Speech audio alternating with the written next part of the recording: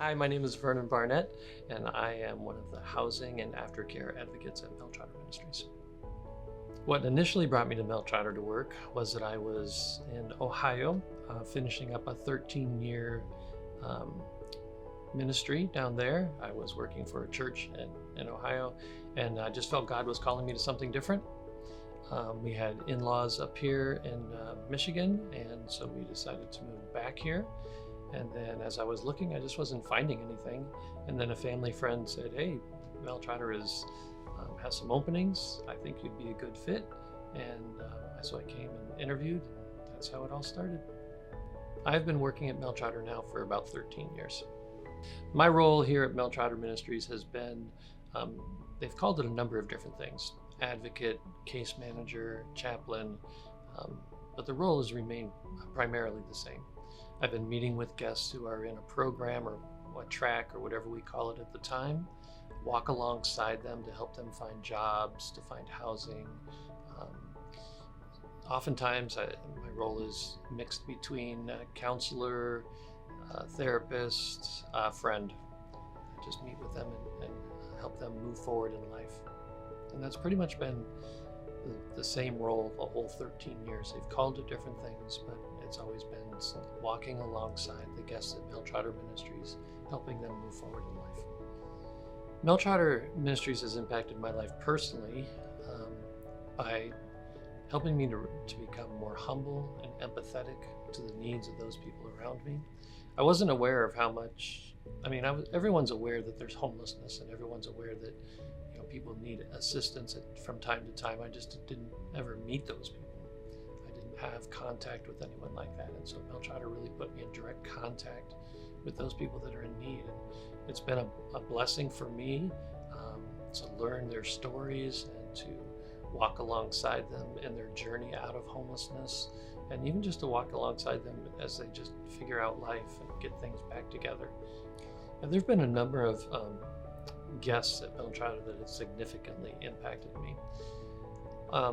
One of them was a few years ago. He had lost everything.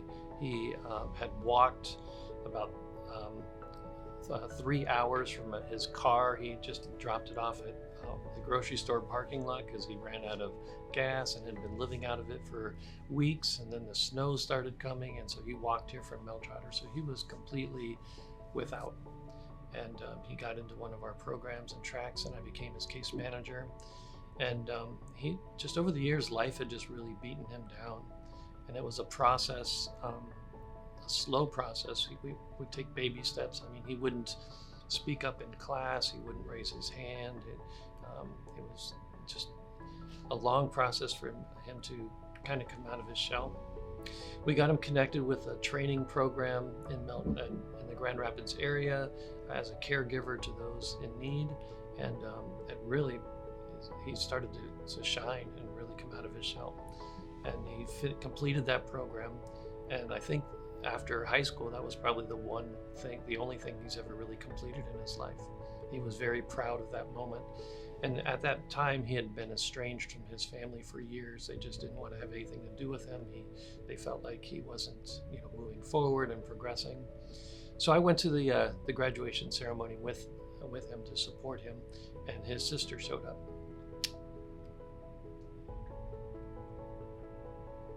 And the moment that they got together and hugged, I could just see the pride on his face, the pride on her face. It was more than a family reunion. I think for her, that was the moment that she was waiting for as his sister. She loved him dearly, but she just had come to the end of her rope as far as what she could do to help him. And so it's just one of those moments that I will always remember. Yeah, after 13 years, I have a lot of guest stories. But another one that more recent, we'll call him Sam, not his real name. And Sam came to us, and he had not been without a job for a number of years. Sam has a little bit different story than some of our guests in that he didn't have any addiction issues, no mental health issues.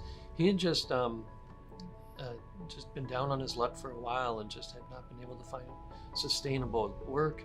And he had been in our program for a few weeks, actually a few months, and he just wasn't moving forward. And I could just see that his countenance was beginning to drop. He was getting depressed. And so we kept giving him job leads after job leads, and he would go and find one, or try to find a job. And he finally found one. And he was so proud. He's like, "Oh, I haven't been working in years. This is great." And so he started working and getting money, and or making an income and saving money, but he just couldn't seem to move forward. And one day we sat down and we did a budget, and it was like a light bulb going off. He's like, "Oh, well, this is why I can't move forward. This is where I'm spending my money. This is how I'm spending my money." And all of a sudden he became more confident. Like, he was a little bit hesitant to move forward because he wasn't sure about his finances and how he would manage that. So I worked with him for about another month, working, every time we met, we would talk about his finances and how he was doing. And then he finally felt confident that he could, start moving out of Meltrotter.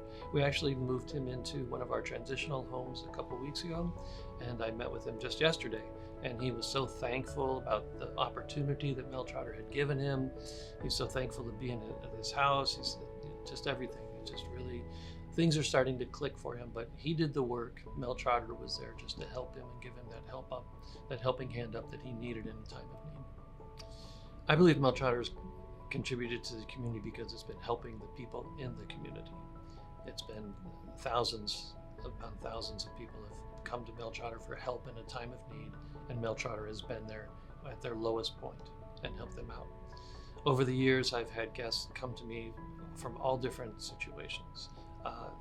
During the pandemic, many people lost their jobs, people were losing their homes. I've had guests come to me from divorce. Some people have come to me, come here to Meltrotter because of addiction or other issues. Just sometimes they're living with their family, and their family's just tired of helping them and just not sure what to do with them next, so they bring them down to Meltrotter. So Meltrotter has helped the community because it's helped the individual people in the community to help. We're here, Meltrotter's here when people need help, and that's important. The message I would like to share with those that aren't familiar with Meltrotter is twofold. First is that Meltrotter does more than you think. We are more than a place that people come, get a meal, and sleep. We help them find jobs. We have job training opportunities. We have transitional housing that we're helping them to get into and move out of that and into permanent housing. The second thing is that the people that come to Meltrotter are just like everybody else. There's not much difference between us and them. We want to make that separation, but really they're just like you and me. They are people that love Jesus, that know about Jesus. They're just having a tough time in life.